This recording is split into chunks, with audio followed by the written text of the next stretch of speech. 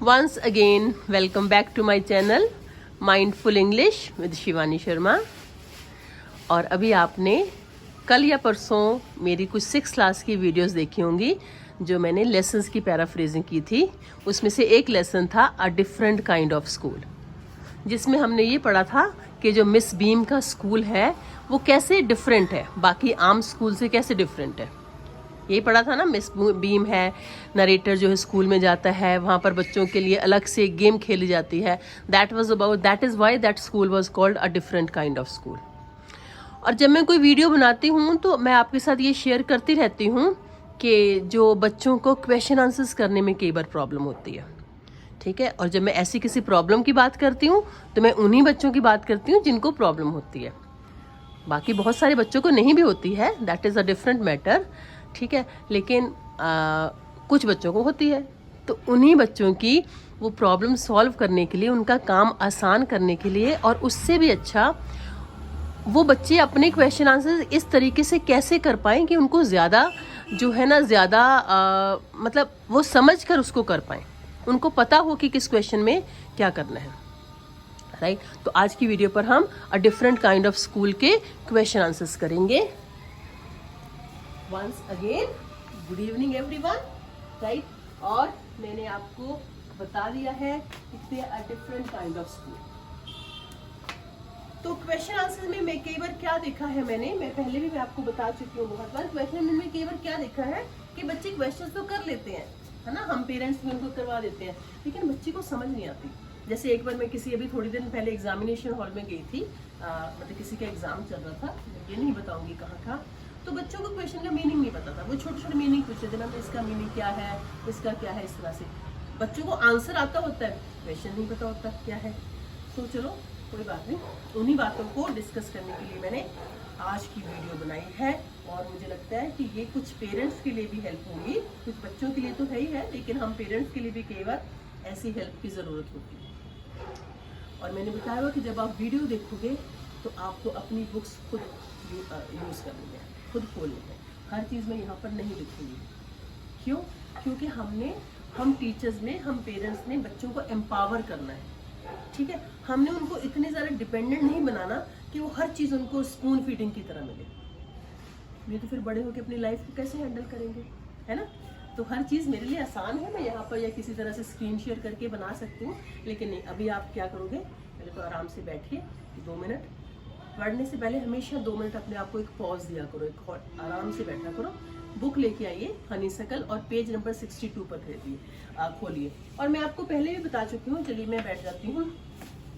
आपको पहले भी बता चुकी हूँ कि ये जो NCERT की बुक्स है ना, उसमें बहुत अच्छी एक्सरसाइज वर्क दिया होता है। अगर हम हर लेसन का वो 6 से लेकर 10 तक कर लें तो हमें इंग्लिश के साथ साथ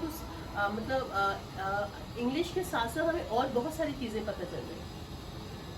और मैं ये भी कहती रहती हूँ कि लेसन करने का मतलब क्या है, हमें क्वेश्चन आंसर्स के सिवाय हमें एग्जामिनेशन पॉइंट ऑफ व्यू के साथ तो लेसन करना ही है, लेकिन उसके सिवाय हमें और बहुत सारी उसमें से चीज़ें सीखनी है, राइट। तो चलिए page number 62, that is working with the text. Working with the text, text के मतलब हमने अब टेक्स्ट के साथ जो हमने लेसन पढ़ लिया उसके साथ हमने काम कर लिया। अगर आप ऐसे 1-2 लेसन कर लोगे ना तो आपके लिए आगे आने वाले लेसन बहुत आसान हो जाएंगे, आपकी प्रैक्टिस हो जाएगी, ठीक है। हो सकता है कि पहली बार आपको लगे कि इसमें तो बहुत टाइम वेस्ट हो रहा है, लेकिन जब आप किसी भी चीज़ की एक वाइड अंडरस्टैंडिंग लेंगे तो खुद को अच्छा लगता है ना। किसी चीज़ को हम इतने डीपली जानते हैं तो हम अंदर से हम एक सशक्त फील करते हैं, ओके, हिंदी का word. So working with the text. Working with the text can put these sentences from the story in the right order and write them out in a paragraph. Do not refer to the text. अब हमने lesson पढ़ लिया, हमने meanings देख लिए, हमें story पता है। Now what this book is saying. Put these sentences from the story in the right order. आपको नीचे sentences दिए गए हैं कुछ, अगर आपको यहाँ नहीं दिखाई देंगे, पेज नंबर 62 पर है वो। आपको sentence, put the sentence in the right order, ठीक है। आपको राइट ऑर्डर, ऑर्डर का मतलब यहाँ पर क्या है, क्रम, ठीक है। ऑर्डर क्या होता है, ऑर्डर देना भी होता है, ऑर्डर नाउन भी होता है, लेकिन यहाँ पर ऑर्डर का मतलब क्या है, जिसको हम हिंदी में क्रम बोलते हैं, ठीक है। उसको मीन्स सीरियल वाइज। तो in the right order and write them out in a paragraph. फिर उनको एक पैराग्राफ में लिखना है, एक स्टोरी की तरह लिखना है। और वो क्या कह रही बुक, क्या कह रही, do not refer to the text. Text को रेफर क्यों नहीं करना, इसलिए नहीं करना कि आपको अपना ब्रेन यूज़ करना, अपना दिमाग यूज़ करना, अपनी मेमोरी यूज़ करनी है। ठीक है, कि हमने क्या पढ़ा था। जितना ज़्यादा हम खुद करने की कोशिश करेंगे उतना ज़्यादा हमारी जो स्किल्स है वो ज़्यादा पॉलिश होती है। फर्स्ट जैसे सेंटेंस दिया हुआ, I shall be glad, I shall be so glad when today is over, कि मैं बड़ा खुश होऊंगा कि जब ये दिन खत्म हो जाएगा। Having a leg tied up and hopping about on a crutch is almost fun I guess. ठीक है, अब ये हमने नेक्स्ट सेंटेंस एक और पढ़ देती हूँ। I do not think I will mind being deaf for a day, at least not much. ठीक है, मैं नहीं सोचता कि मैं जो है ना एक दिन के लिए डेफ बनना जो मुझे प्रॉब्लम होगी। तो ये सारे वर्ड्स आपको खुद सोचने हैं कि किस किस ने कहे और किस क्रम में कहते। Story, I shall be so glad when today is over, आपको देखना पड़ेगा। एंड जैसे लास्ट में सेकंड लास्ट सेंटेंस है आपका, let's go for a little walk. उसके बाद the other bad days can not be half as bad as this. Let's go for a little walk. आपको ध्यान होगा ये जब जो है नरेटर आता है उसको पता चलता स्कूल कैसा है, when he talks to Miss Beam, right? Both of them, Miss Beam just explains about her school, what kind of school is this, why these games are being played by the children, I mean to the children. ठीक है, तो वो कहते हैं चलो आगे थोड़ी सी हम वॉक करके आते हैं। तो आपको ये सारे जो है ना, आपको स्टोरी चाहे आपको इस क्वेश्चन में करने में 15 मिनट लग जाए, आपको खुद बनाना है। जहाँ पर नहीं समझ आते पूछना है, लेकिन आपको इसको खुद बनाना है, राइट? तो I think you will be able to do it. Again I can do it here also, मैं कर सकती हूँ, लेकिन this is not the purpose of this questions. The purpose is that you must know how to do this question, how to handle this type of questions. Order का मैंने आपको meaning बता दिया है। ऑर्डर मतलब होता है क्रम में, राइट ऑर्डर, सही क्रम में लिखना है, कौन सी चीज कब कही गई थी। ठीक है, सेकेंड पार्ट है, सॉरी बी पार्ट है, answer the following questions. Why do you think the writer, first question, why do you think the writer visited Miss Beam's school? अब आपको सबसे पहले ये देखना है क्वेश्चन कौन से टेंस में पूछा जा रहा है। Why do you think, do का यूज हुआ है। अगर आपको पता हो do और does का यूज जो होता है वो प्रेजेंट इंडेफिनिट में होता है, राइट? प्रेजेंट इंडेफिनिट में, जिसको हम सिंपल प्रेजेंट भी बोलते हैं, राइट? मैं पूरा नहीं लिख रही हूँ, आप देख लेना। Why do you think? Why means क्यों। तुम क्यों सोचते हो कि जो राइटर ने मिस बीम के स्कूल को विजिट किया, मतलब राइटर को क्या जरूरत थी मिस बीम के स्कूल में जाने में। तो सबसे पहले आपको you have to prepare this answer in mind. Present indefinite में पूछा है, आंसर भी मुझे प्रेजेंट इंडेफिनिट में ही देना है। सो दैट मीन्स क्या लिखोगे आप, द राइटर विजिट्स आएगा, इस चीज का ध्यान रखना है। This is present indefinite, right? Writer visits singular के साथ, फर्स्ट फॉर्म के साथ एस का यूज हुआ है। राइटर विजिट करता है, the writer visits miss beams school, apostrophe S का यूज करना है, मिस बीम्स स्कूल। आवाजें आपको आ रही होंगी ट्रेन की, कोई बात नहीं। Miss beams school. अब इसके बाद लिखना है बिकॉज, क्योंकि वो उसके स्कूल के बारे में बहुत कुछ सुन चुका था। That means past perfect, because he had heard a lot about that school, right? आप इसको बड़े आराम से याद भी कर सकते हो क्वेश्चन, लेकिन मैं क्या चाहती हूँ, जो मेरे सामने जो बच्चे आते हैं कई बार उनको, और आई एम सॉरी टू से, कई बार ट्यूटर्स को भी प्रॉब्लम होती है, कई बार पेरेंट्स को भी प्रॉब्लम होती है। जैसे मुझे भी एज अ टीचर बहुत सारी प्रॉब्लम्स आती हैं, ठीक है, तो मैं किसी और से हेल्प लेती हूँ। तो जो मुझे लगता है जो पेरेंट्स को प्रॉब्लम आती है, मैं उनके लिए ये बना रही हूँ। तो आपको इस तरह से हर क्वेश्चन करना है, ये नहीं why do you think the writer visited my school, उसको लिखा कॉपी में, याद कर लिया, उसको लिख के दे। No, this way you will not learn the things what we have to learn from this. ठीक है? Second question, what was the game that every child in the school had to play? Had to play, यहाँ पर had to का use हुआ है। had to play means उनके लिए जरूरी था, कंपल्सरी था, मस्ट था, उनकी वो गेम खेलनी पड़ती थी उनको। had to का यूज हम कब करते हैं, पास्ट में, जब जो ज़रूरी होती है। जैसे मैं ये कहूँ कि कल मैं स्कूल नहीं गई because I had to go to market with my mother, ठीक है, कल मुझे मार्केट जाना ही पड़ा, इसलिए मैं स्कूल जाना ही पड़ा, ज़रूरी था, ठीक है। तो वहाँ पर हम हैड टू का यूज़ करते हैं, वैसे इसके साथ साथ में इसको हम मॉडल वर्ब भी बोलते हैं। वो ज़्यादा डिटेल हो जाएगी, कोई बात नहीं, मैंने ऐसे बता दिया। आप 6 में हो तो ज़रूरी नहीं है आपको। What was the game that every child in the school had to play? हर बच्चे को कौन सी गेम खेलनी पड़ती थी? Every child had to play the game of many days, the game of being crippled, the game of being handicapped. इसके लिए अगर आप चाहो तो हेल्प ले सकते हो। क्या था उन्होंने बोला था? This is on page number 58. This is very important part of our system to make our children appreciate and understand misfortune. We make them share in misfortune. Each term, every child has one blind day, one lame day, one deaf day, one injured day. Right? So that means every child had to play the game of being lame, of being deaf, being being deaf,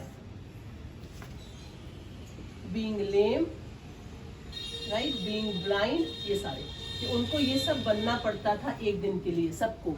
So this was the game they had to play. उनको खेलनी पड़ती थी।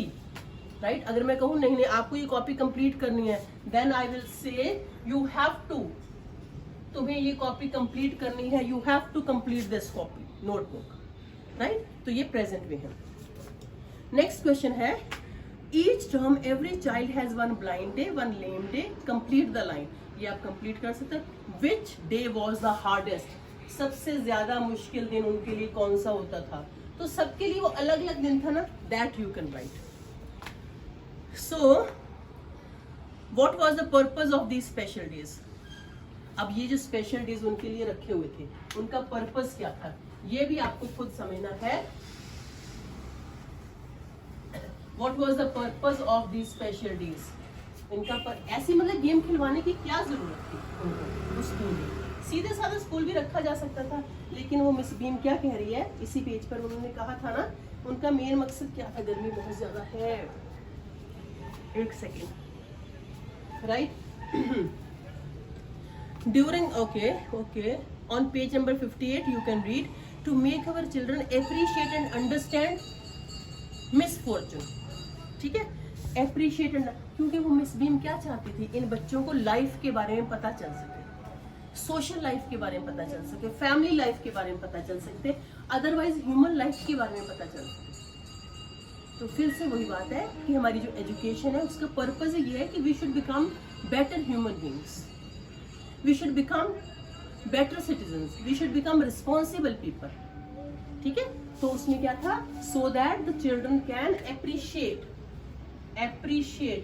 मैंने वैसे तारीफ करना होता है, एप्रिशिएट एंड अंडरस्टैंड, समझ पाए। अब इसके लिए आप अपनी भी लैंग्वेज यूज कर सकते हो।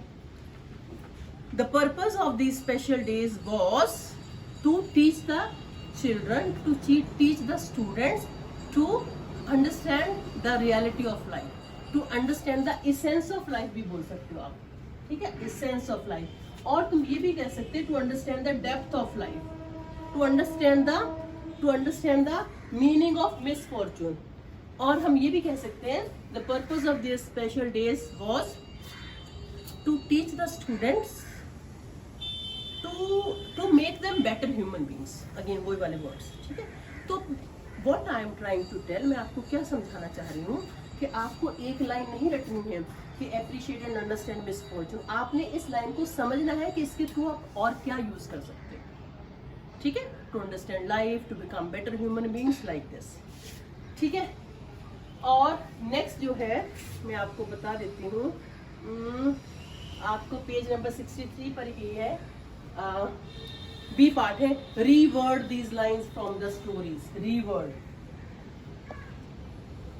है ये वर्ड, री मीन्स दोबारा, वर्ड मीन्स यहाँ पर वर्ड नाउन नहीं है, वहाँ पर वर्ब है, मतलब उन लाइंस को दोबारा से लिखो। जैसे मैंने इस आंसर को बोला ना कि अलग से तरह से लिखा जा सकता है, इसी तरह से फर्स्ट लाइन क्या है on page number 63, bottom page number 63, I had heard a great deal about Miss Beam's school. This line was I think beginning of this lesson, मेरा ख्याल ये सबसे शुरू में लेसन में कहा गया है। I had heard a great deal about miss beam, तो किसने कहा था? ये राइटर ने कहा था। हम इसको कैसे लिख सकते हैं? The writer had heard a lot about miss beam school, the writer had known about the school, right? The writer wanted to visit Miss, जो भी जिस तरह से इसका that means कि आप एक सेंटेंस को कितनी तरह से कह सकते हैं। वो कैसे कहना आएगा आपको? जब आपकी लैंग्वेज अच्छी होगी, जब आपकी वोकैबुलरी अच्छी होगी। वोकैबुलरी कब अच्छी होगी? जब आप डिक्शनरी का यूज करोगे, right? Second is miss Beam was all that I had expected, middle age, full of authority. Miss beam कैसी थी? मिडल एज थी, ठीक है, यानी कि जैसे मैं आपको दिखाई दे रही होंगी, राइट? फुल ऑफ अथॉरिटी, पूरी रोब वाली थी, फुल ऑफ अथॉरिटी। अब इसको आप कैसे लिख सकते हो? Miss Beam was all that I had, Miss Beam was a middle aged authoritative, full of authority, authoritative क्या बोलते हैं? अथॉरिटेटिव, तो वो भी लिख सकते हो, ठीक है? तो आपको बस उसके आप कितने सिनोनिम्स लिख सकते हैं, जिसको हिंदी में प्राइवेसी बोलते हैं, किस सकते हैं? जैसे मैं सपोज हूँ, मैं मार्केट जा रही हूँ, मैं बाजार जा रही हूँ, मैं शॉपिंग करने जा रही हूँ, मैं मॉल जा रही हूँ, बात तो एक ही है ना? तो इसी तरह, लेकिन ये मैं क्यों कह पा रही? क्योंकि मेरी हिंदी बहुत अच्छी है। इसी तरह से जब आपकी इंग्लिश अच्छी हो जाएगी तो आपको इन सेंटेंस को रीवर्ड करना जाएगा, फिर आपको हर चीज रटने की जरूरत नहीं पड़ेगी। Last one thing I want to tell you, अगर आप अपनी नॉलेज पर काम कर रहे हैं तो जैसे पेज नंबर 66 पर आपके सबसे इस पे लिखा हुआ है know your country. Her lesson के पीछे ना ज्यादातर कुछ ना कुछ एनसीईआरटी में दिया हुआ है, ठीक है? नो योर कंट्री, अपनी कंट्री के बारे में, तभी तो हम रिस्पॉन्सिबल सिटीजन बन सकेंगे ना, तभी तो हम बेटर ह्यूमन बींग्स बन सकेंगे। तो फर्स्ट क्या है? Which states border Andhra Pradesh? Andhra Pradesh को कौन सा बॉर्डर, मेरा ख्याल if I am not wrong Maharashtra लगता है शायद, वो आप देख लेना, ठीक है? Second question is which is India's largest island? Largest island, सबसे बड़ा, सुपरलेटिव डिग्री का यूज हुआ है। लार्जेस्ट आइलैंड वो कौन सा? अंडमान निकोबार, बे ऑफ बंगाल में, ठीक है? तो आपको इस तरह से अपनी नॉलेज को, अपने सब्जेक्ट को इतनी डीपली करना है, ठीक है? So I think you must have understood, and I would be coming with some more videos like this on question answers, but please do it yourself, खुद करिएगा इसको, okay? So till then, bye bye, thank you, take care.